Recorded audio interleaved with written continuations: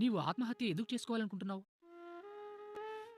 నా ఆనందమే నా విషాదానికి కారణమైంది. మారేది ఎలాంటి ఆనందం అసలు? ఏది క్షణికమో, అస్థిరమో అది ఆనందం ఎలా అవుతుంది? నేను ఏ ఆనందంలో మునిగి ఉంటానో అది స్థిరమైనది. నీవు ఏ ఆనందం వెనుక పరుగులు పెట్టావో అది అస్థిరమైనది. నా ఆనందం దానికి భిన్నంగా ఉంటుంది. ఇది ఒక వ్యక్తి వల్ల గాని, వస్తువు వల్ల గాని లభించదు. అందుకే దాన్నెవరూ నా నుంచి లాక్కోలేరు కూడా. అంటే నేను అనుభవించిందంతా శాశ్వతం కాదంటారా? ఒకవేళ అదే శాశ్వతమైతే నువ్వు ఆత్మహత్య ఎందుకు చేసుకోబోయావు? అయితే నేను కూడా మీకు తెలిసిన ఈ స్థిరమైన ఆనందాన్ని అనుభూతి చెందగలనా? అయితే నీవు నీలో వివేకాన్ని మేల్కొల్పగలవా? అప్పుడు నీవు ఆత్మని, అనాత్మని వేరువేరుగా చూడగలవుగా? స్వామి, ఎలా జాగృతం చేయగలరు ఈ వివేకాన్ని? నాశనం లేని వస్తువులని సాక్షిగా మార్చడం ద్వారా.